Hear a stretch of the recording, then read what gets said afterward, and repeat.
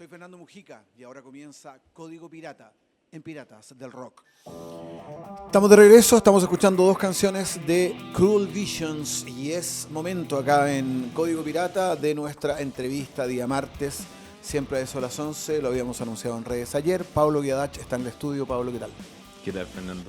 Todo en orden, fíjate que hay un montón de cosas que hablar y lo primero que se me viene a la cabeza, pensando en Misterio, que es como el último trabajo que es publicado en noviembre del año pasado, que al correr del tiempo fui entendiendo que siempre hablo de banda, pero creo que siento que como que The Cruel Visions a la larga eres tú, es tu proyecto que se puede transformar en una banda en vivo porque se necesita además músicos para poder interpretar las canciones en vivo. Pero Cruel Visions en el fondo ha sido tu registro personal. Sí, es que Cruel Visions partió como canciones que eran descarte, digamos, eran otro lenguaje de las composiciones que estaba haciendo con Casino y con The Ganjas también, que bueno, en esa época tocaban las dos bandas. Ganjas era una cosa muy de taller, Casino también tenía algo de eso, pero yo igual siempre estaba componiendo temas y como habían... Cruel Visions partió como en una Tascam de 4 pistas en cassette en mi pieza donde vivía, con una guitarra de 12 cuerdas y una drum machine. Eso fue como el inicio. Y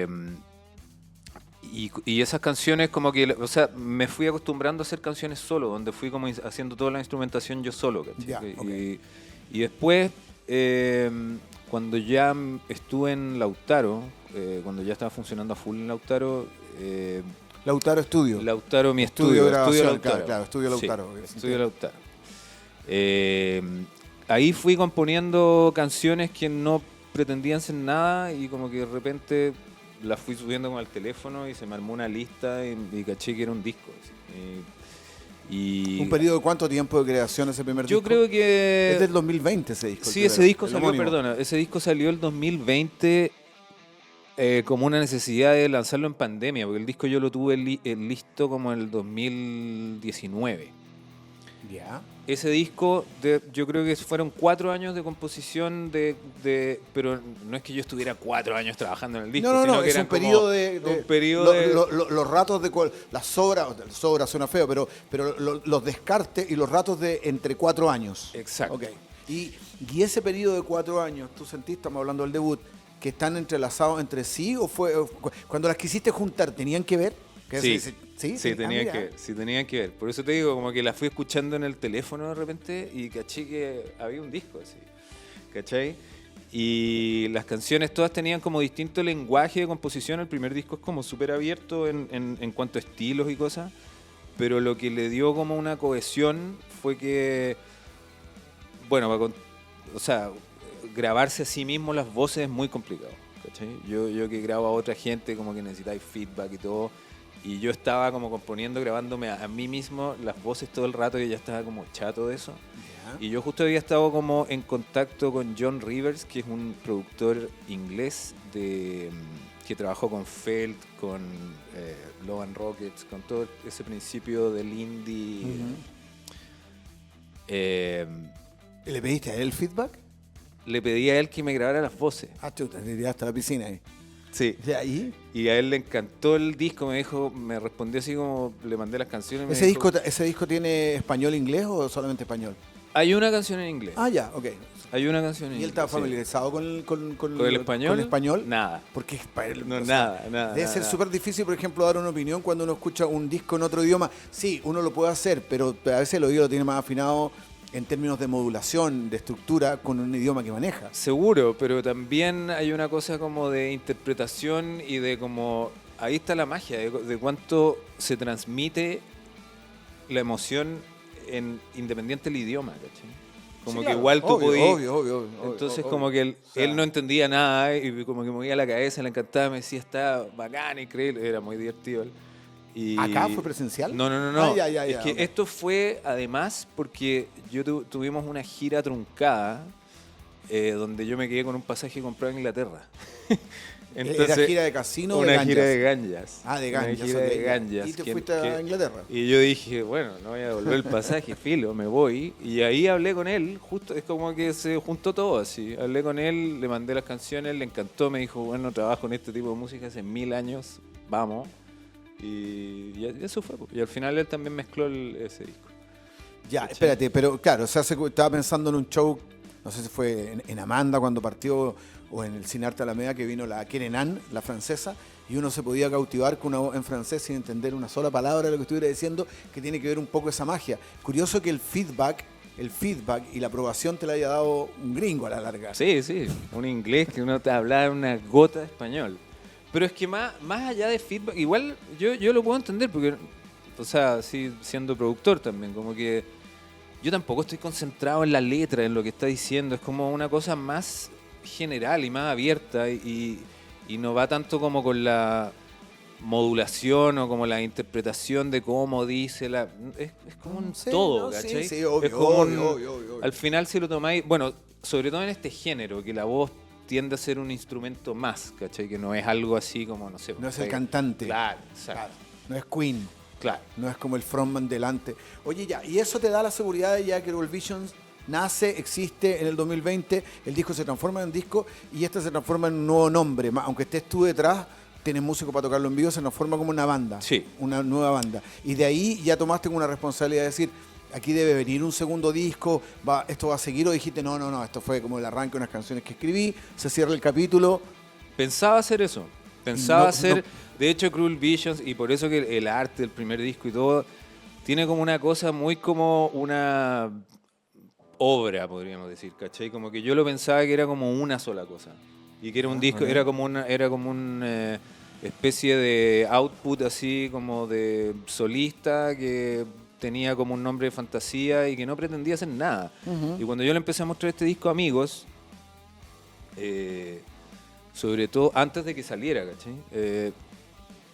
Yoyo Otero y el Rodri Volados, que son los que tocaron guitarra y bajo por N tiempo, me dijeron, toquémoslo, está increíble, vamos, onda, armemos una banda y todo. Y ahí armamos la banda y empezamos a tocar. Y la recepción estuvo súper buena y las tocatas también. Entonces como que ahí yo dije, bueno, vamos. Y como yo estoy componiendo canciones todo el tiempo, fui haciendo canciones a lo largo de otros 3 años también como para un segundo disco. ¿cachai? Y el paso de ese debut del 2020 a generar el Misterio, que es el disco que se publica finalmente en noviembre del 2025, ¿la banda influyó en algo o la banda era una banda que te acompañaba solamente a interpretar tus cosas personales que hacías? O ahí es distinto, porque si ya estoy tocando canciones, puede venir yo te voy a decir, yo haría tal cosa, Sí. y ahí se transforma un poquito más en banda o sigue No, siendo tu proyecto. Siguió siendo mi proyecto. Yo creo que es por una cosa de tiempo solamente. O sea, estoy tocando con gente que es muy amiga mía, pero que también es muy ocupada y que tiene muchas bandas y proyectos y están como Yo a full. estaba con la Nicole en ese Sí, tiempo, no, y tocaba la está- guitarra o sea, con Nicole, me acuerdo. N proyectos y proyectos de vida también, de Sí, no claro. sé, familia, todo. Obvio. Entonces, como que juntarse a ensayar para las tocatas ya era lo suficientemente difícil, como además por juntarse a ensayar a Y a componer, crear, claro, ¿cachai? componer. Y yo estoy todo el tiempo haciendo cosas, ¿cachai? Estoy todo el rato metido en el estudio, estoy todo el rato como con una guitarra en la mano, entonces como que yo avanzo como para un proyecto que es mío, avanzo a otros tiempos que el resto, ¿cachai? Entonces no lo sentía tan como banda de composición. El que más involucró sí fue el Ale Gata, que es el batero, porque en realidad el segundo disco yo no lo quería tan de drum machine. El primero es full drum machine. Ya, ok. Lo que es más real, más orgánico. Yo como que los temas tiraban para una cosa más orgánica, entonces yo llamaba al Ale y hacíamos unas cosas, independiente que después lupeaba ciertas partes y todo, como por el hecho de que las canciones tiraban para un lado u otro. Pero claro, fue como la batería real en la mitad del disco, un poco más de la mitad del disco. Oye, ¿y por qué no sé, por qué el disco no se... Sí, a ver, mira, yo voy a ver a Mike Mills, bajista de R.E.M., dando un show como Mike Mills, voy al tiro a saber que el tipo que está en el teclado al fondo lo está acompañando en vivo. Claro. Si Mike Mills inventa un Mills Corporated, yo voy a pensar que hay una banda, Que hay porque una el disco banda. no fue Pablo Guedach. ¿Sabéis que no sé? No, porque desde que te hablaba de ese momento donde estaba componiendo cosas como en la Tascam y que esto no pensaba hacer como ni un proyecto ni nada. ¿Lo guardaste con un nombre de fantasía? Lo guardé con un nombre de fantasía. Ya, okay, sí. Y de hecho hay un SoundCloud que todavía está, que tiene como unas canciones inéditas que todavía no están en ninguna parte, que son esas canciones de 4 pistas en cassette. Y cuando estaba haciendo el SoundCloud, no me preguntéis por qué. Le puse The Cruel Vision. Se me vino a la cabeza así, como The Cruel Pero Vision. guardarlo no como tú. Exacto. Ya, okay. Y quedó así, y me gustó el nombre, y quedó así, ¿cachai? Y como que fue, bueno, ahí ya, quedó. ¿Y Misterio lo encontré muy distinto?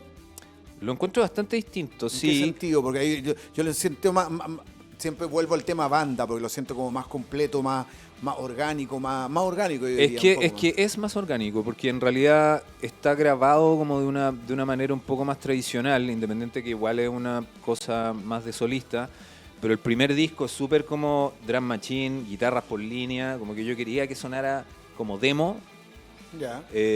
Como un demo trabajado, ¿cachai? Como un demo con las voces bien puestas. Esa era la idea del primer disco. Porque de hecho, el primer disco, la mitad del primer disco, nace de una improvisación de una noche. Fue heavy, o sea, jamás me había pasado en la vida, como una noche en que se me ocurrieron 6 canciones, o sea, grabé un montón de cosas. Pero dentro de muchas ideas que estaban en tu grabé cabeza. muchas ideas, no, ni siquiera estaban en mi cabeza. Ahí salieron. Ahí salieron. Chuta. Fue como una conexión total, así como que me encerré en el estudio, me puse a tocar, me puse a grabar, y hay 6 canciones del primer disco que son la guitarra que improvisé en ese minuto. Y de hecho por eso hay algunos condoros en el primer disco y todo que yo los quise dejar. Fue como una cuestión así como, no, bueno, esto llegó así, lo dejo. Así es, claro. Y de hecho el balbuceo de voz que me pegué como esa vez es la melodía de la canción y que después le puse la letra y todo. Entonces el primer disco fue una cosa como... Habían cosas que se demoraron más tiempo, pero habían otras que fueron full automáticas, ¿cachai? El segundo disco no, el segundo disco fueron canciones que hice como en otros periodos, con otras circunstancias, con otros, qué sé yo, partió en pandemia, o sea, hay un par de temas que son de pandemia. Pero tenía ahí la conciencia de decir, esto fue distinto, esto lo debo mejorar, esto ya no es un demo, esto ya no es un ensayo una noche. Sí, pero no como mejorar, no sé si era mejorar la palabra, porque a mí el demo, o sea, yo imagínate, trabajo de productor por un montón de discos de gente, yo tenía como una idea estética que fuera un demo, ¿cachai? No era tanto como una cosa. Entonces el segundo disco... Claro, si no hubieses querido, lo hubiese regrabado. Lo hubiese regrabado entero. Era tu idea que fuera así. Sí. ¿Y el segundo no? No, el segundo las canciones como que tiran para otro lado. Eran más... No sé si decir más canción tradicional el segundo. Sí, es más Misterio. canción. Es más canción. El primero es un poco más experimental. Este tiene cosas también, pero igual son canciones un poco más tradicionales. Tal vez de los 25 temas que tengo listo y los que dejé en Misterio fueron como, digamos, de esa línea, ¿cachai? Y llevarla al en vivo, ¿cómo funciona ahí tu cabeza o tu forma? Porque la llevas con una banda que suena, que se enchufa, que rockea de alguna otra manera, sí. Y la lleváis a un show acústico que he tenido la oportunidad de ver un par de veces ya, y que son las mismas canciones, pero tú estás generando tampoco estás reversionando, como que se adaptan a dos maneras. Sí. Evidentemente que te van a acomodar las dos, pero cuéntame un poco ahí cómo se maneja, porque también existe la mirada que tiene el auditor, el fan, la persona. Se acostumbra a un formato y a veces puede creer que el acústico es como el premio Consuelo, así como, pero... Es cierto eso, el acústico sí. tiene ese como estigma de que es como el premio Consuelo. Sí, a mí me ha pasado con bandas, no mucho, para ir al Vortex tocaba y fue como, bien, no los veo hace rato, que ganas de ir, y de repente leo y dice, set acústico, ¿no? Está bien, me gusta, pero es como premio Consuelo, o sea, yo creo que quería que se enchufaran en el fondo, pasa. Sí.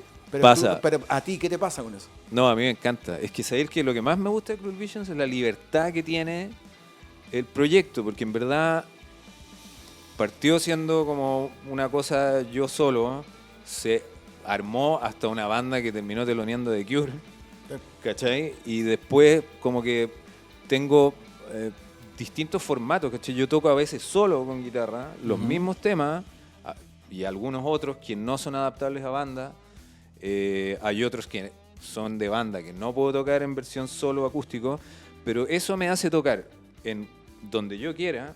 Tengo, por ejemplo, una banda, tengo músicos en Londres para tocar, me he ido todos los años a tocar a Londres, estas mismas canciones, con una banda como armada allá, ¿cachai? Entonces, la libertad que tiene es absoluta y encuentro que yo igual agradezco cuando veo bandas, no sé, pues salvo que tengáis ganas, no sé, yo me encantaría ver a The Verve, es una de las bandas que soy fan y no la he podido ver nunca. Claro, me salieron con un acústico y sería como, bueno, bacán, pero... Sí, claro. Pero nosotros digo, la banda, somos una banda que está activa igual y que podemos como tocar en distintos lugares. Lo que pasa es que también el movimiento actual chileno no permite como tocar banda full de rock en muchos lugares, ¿cachai? Hay muy pocos lugares para tocar banda full rock fuerte. Sí. Por el mismo problema que no hay pocos, es como repetitivo. Sí, además. Puede ser repetitivo tanto para el auditor que quiere ver a la banda o el fan, o como para el músico. O sea, yo hace poco hacía una conversación de asado, de parrilla, alguien me decía, Rama, Yajaira, Dorso, etcétera, bandas que ya tienen un nivel mediano alto. Decía, qué loco que se dan vuelta con Bar de René, Mi Bar, Batuta. Le decía, no hay más lugares. Y probablemente, si para el seguidor es como un poquitito monótono, a veces yo creo que para el músico también. Al músico le encantaría tocar en 10 lugares distintos con esa misma infra. Porque son experiencias distintas también. Por supuesto. Yo cuando estábamos tocando a full, me acuerdo Casino y Ganjas, teníamos 1 millón de lugares para tocar. O sea, yo tocaba 3 veces a la semana. Yo me imagino que hay gente que ahora también lo puede hacer, digamos, pero con otros estilos de música, otros proyectos. Pero lo que pasa con el rock y la banda en vivo de rock, estamos todos compartiendo Bar de René, Mi Bar, Batuta, qué sé yo, y hay un par de lugares más. Pero en general hay que como que adaptarse y no meter mucha bulla y que la gente está comiendo ahí, ¿cachai? Es como igual... ¿Y te tocó con Cruel Visions el norte, el sur de Chile en algún minuto? ¿Sabéis que no hemos salido? ¿Nunca te ha tocado como Cruel Visions? ¿Y con Casino sí? Con Casino 1000 veces, sí. Ya, ok. Sí. Te quiero llevar al plano de la producción. Lautaro, grabar. Tu relación de grabar gente. Hay mitos urbanos de todos los que han pasado por ahí. Creo que estuvieron los hermanos Reed de Jesus Mary Chain en algún minuto. No sé si estuvo Adam Franklin de Swerve Driver. Estuvo Swerve Driver. De hecho, mi único crédito internacional es Swerve Driver. ¿Estáis con crédito? Sí. Ah, mira. ¿Estáis como que lo de Jesus Mary Chain fue como un demo interno? No, los de Jesus Mary Chain no me pusieron ni a mí, ni al bajista, ni a nadie. O sea, ya, pero grabaron ¿Grabaron algo que se publicó? Un tema que se llama Always Sad, que yo creo que está en el disco que salió un single ese. Sí. Ay, no hay qué raro. No hay crédito. Pero no se dice dónde se grabó, todo el misterio. Sí. Bueno. O sea, yo hablé con Phil King, que era el bajista de esa época, y le dije, oye, ¿tú sabes si la versión que está en el disco es la versión que...? Me dijo, weón, yo no sé ni siquiera si mi bajo es mi bajo, no tengo idea, onda, los weones hacen lo que quieren y no... Bueno, tienen su genio los Reed también, hay que decirlo. ¿Cómo fue la experiencia con los...? No, eso fue así increíble, ¿no? Fue realmente... ¿Eso fue cuando vinieron a tocar surrealista. con R.E.M. para un SUE? No, eso fue fue cuando tocaron en un... un show que hizo Fauna. Sí, exactamente. Sí.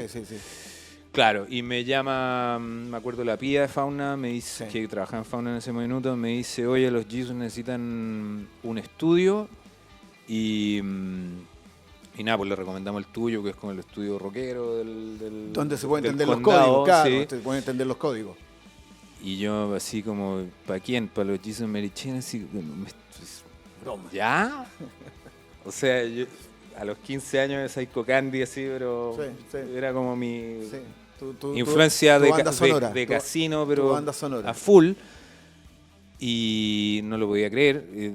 La weá es que me dice, bueno, te quieren conocer, anda al backstage antes del concierto. Y ya, pues llevo al backstage antes del concierto. Y me empiezan a explicar, mira, lo que pasa es que todos vivimos en distintos lugares y cuando nos juntamos en tour tenemos que grabar y todo. O sea, una ocasión de estar más juntos. Claro. Entonces, okay. Y yo como, bueno, obvio. ¿Qué tiene esperando, en tu mano? Claro, y esperándolo al otro día, yo con el estudio impecable, así como ya, ¿cachai? ¿Y mucha restricción ellos? Así como... No que Nada, no da nada. lo mismo. Si hubiese tenido un nada. par de amigos, ¿no se molestaban? ¿O es como, no, esto íntimo? No, de hecho hubo una anécdota muy divertida con respecto a eso, pero no se molestaron, eran súper relajados, llegaron, yo pensé que ya no iba, porque no sé, yo estaba a las 10 de la mañana duchado así como ahí esperándolo. Esperando a tu Y a Jason la, Mary Chain. claro, y a la 1 de la tarde no aparecía nadie, hasta que me tocan la puerta, llega el staff técnico. Ya, y que, bueno, ese ampli vamos a usar, ya esto, ellos empezaron a distribuir las cosas como a ellos. A la pinta de ellos. A la pinta de ellos, dale. Y llegan, po, weón. Llegan los Reed. Y llegan los Reed. Llega William ¿Ya? Reed, llega Phil King, llega, bueno, el batero, que era, no me acuerdo el nombre, un gringo que estaba como sesionista, y un bajista, y llega, claro, y bueno, empiezo a hablar con William y qué sé yo, me explica lo que quieren hacer, y mientras yo armaba la sesión tenía detrás mío a William Reed componiendo un tema, explicándole, ¿cachai? O sea, yo así como, esta weá... Surreal. Sí, absolutamente. Totalmente sí, surreal, ¿cachai? obvio. La cosa es que, bueno, empiezan a grabar las bases, qué sé yo, empezamos a entrar en onda, empiezan a salir los vinos, Ah, William seco para chupar, Ya. como buen escocés, digamos, y tipo 5 de la tarde llega Jim con media botella abajo de whisky Ah, mira. y con Alan McGee. Estaba Alan McGee en esa fecha, mira. Sí. No, ya, Y o sea, llega, histórico weón, absoluto. O sea, abre tuviste el- un capítulo de la historia de la música europea No, en tu brutal, estudio. No, o sea, brutal. Y además lo más chistoso fue que, bueno, llega Jim, me saluda como, oh, que bacán tu estudio, buena onda, la raja, qué sé yo, no sé qué. Empieza a escuchar y le dice a William, ¿y por qué cantaste tú, weón? Y el otro, porque vos venís llegando a esta hora, pues, weón. Y te tocó te Weón. tocó la pelea de los hermanos Reed en vivo. En vivo. Oh, Y Alan McGee así, ok. sentado escuchando esta weá, y yo así como, y como que en un minuto la weá se empieza a calentar, y yo salgo como para dejarlo solo, y escucho así un portazo, ¡ta! Y sale Jim, y me mira así y me dice, increíble tu estudio, muy linda tu casa, chao, que estés bien, y se va. Ah, o sea, todo mal. Todo mal en la interna. Ah, mira. Ah. Sí, weón, fue un chiste Qué la weá. qué loco. Que igual te tocó incluso la atención. Y Sword Driver fue cuando tocaron Y Sword Driver- en el subterráneo. El único show Sí. que hago Sword Driver en Chile. Sí, y Sword Driver llegó por Jesus Mary Chain. Ah, ya, ok. Porque así le pasaron el dato del Adam estudio. Franklin es un personaje. Un alucinante. Sí, buenísima onda. Con ellos como que ya estuvimos varios días juntos y buena onda. Y me hice amigo también de Mick Quinn, del bajista Supergrass, Sí. que lo vi ahora recién. Y buenísima onda. Sí, Y ellos, bacán. y ellos grabaron Ellos grabaron un cover de los Birds que se llama I Think I'm Gonna Feel Better. Y ahí están los créditos. Y ahí están los créditos, sí. Créditos De hecho- no de producción.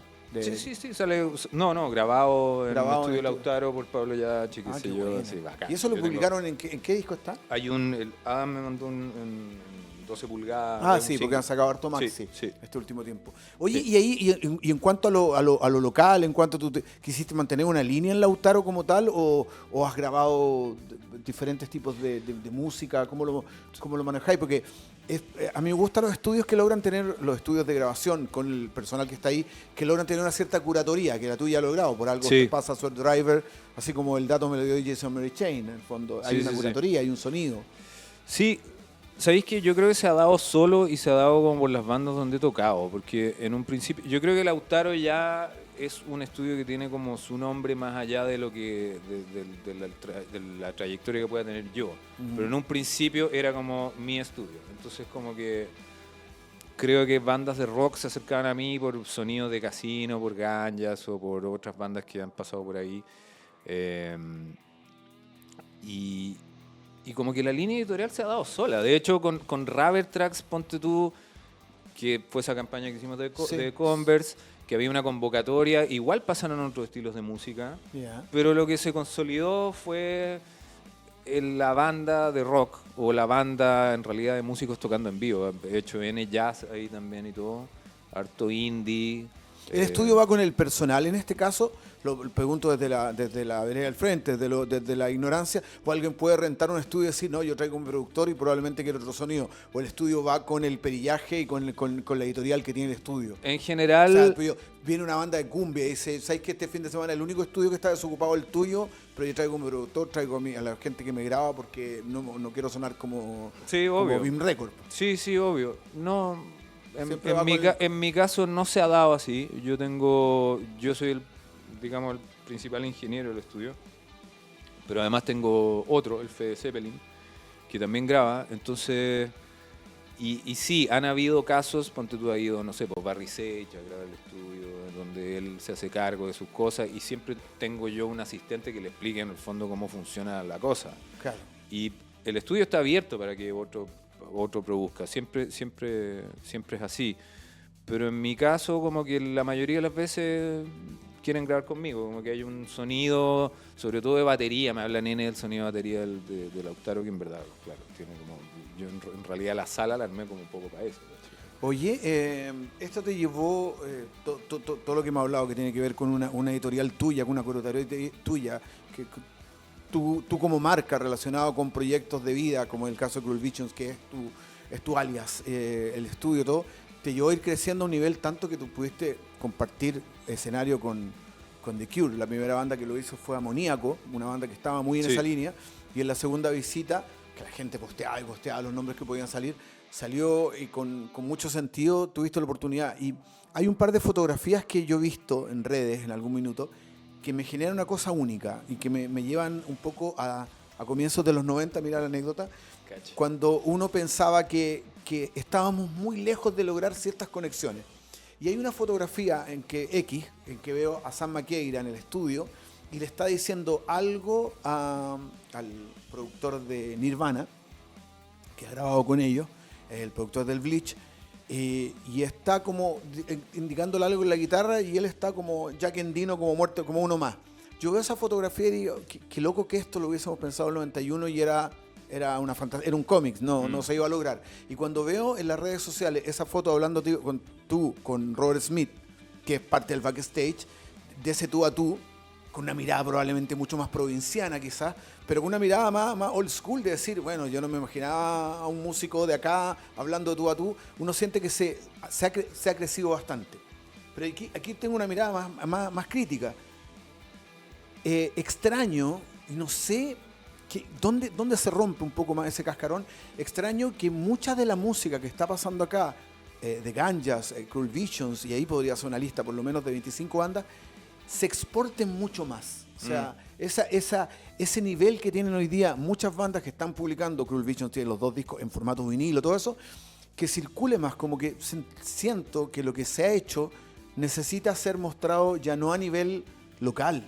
O sea, creo que de Ganjas por cada disco debería dar una vuelta al planeta, por decirlo de una manera. Sí. Entonces me parece súper injusto que una banda francesa, una banda de California, una banda de Londres, saca el disco y tiene la lógica de que se lo toco a todos mis fans, pero alrededor del planeta.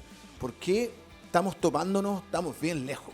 Estamos súper lejos. Estamos súper lejos, pero ¿por qué cuando veo esa conversa de Jack Endino con Sam Maqueira digo, The Ganjas tiene que hacer más giras por Estados Unidos? Hay mucho público que le va a gustar tu disco y los discos de muchos, de Rama, de no sé, de quien sea, pero pocos son los que logran esa conexión. O sea, ¿cuánto público mexicano ha logrado ver a Cruel Visions? ¿Cuánto público brasileño te ha logrado ver en Sao Paulo, en Río de Janeiro? Porque algo está pasando que todavía no logramos exportar bien la música, ¿o no? ¿Lo sentiste un poco? Son un montón de cosas. Yo lo siento absolutamente, o sea, imagínate, yo llevo 30 años tocando. Además, justo hablamos de tocar en los mismos lugares, en mi bar y todo. ¿Por qué no ir a un festival? Yo encuentro que hay algo súper precario en Chile en cuanto a industria musical, ¿cachai? Que hemos ido como para atrás en vez de para adelante, y como que estamos viendo ahora que se están cortando más encima un montón de beneficios que eran los pocos que teníamos,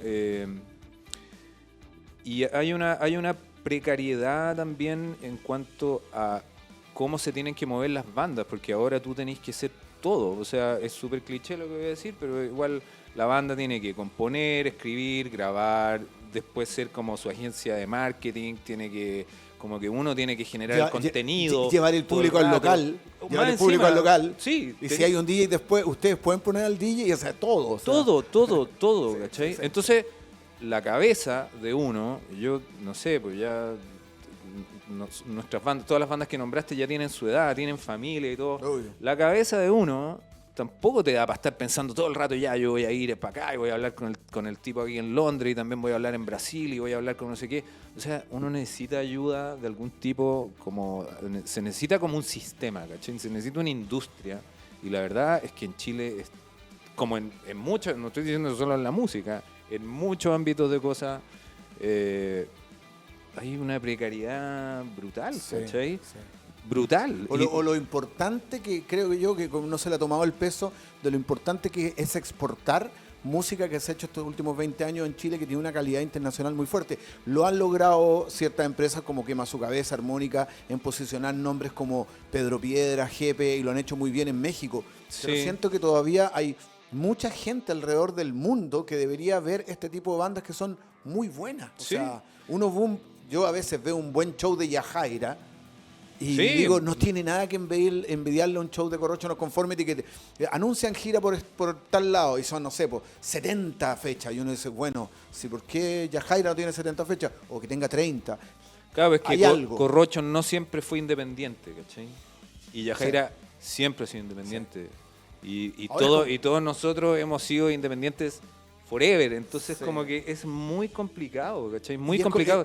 Es complejo lo que decías tú de echar raíces. Hace poco tuve la oportunidad de presentar así un conversatorio con Mar de Grises, que están de vuelta, y Mar de Grises, que es una banda que tuvo mucho éxito hace 10 años atrás en Europa. Giraron mucho, tocaron mucho, pero le pasaban cosas, me decían ellos, como en Finlandia, como ya, ¿cuándo se viene a vivir acá? ¿Cuándo echan raíces acá? Y a veces tú tampoco te quieres vivir afuera. Entonces también afecta la lejanía.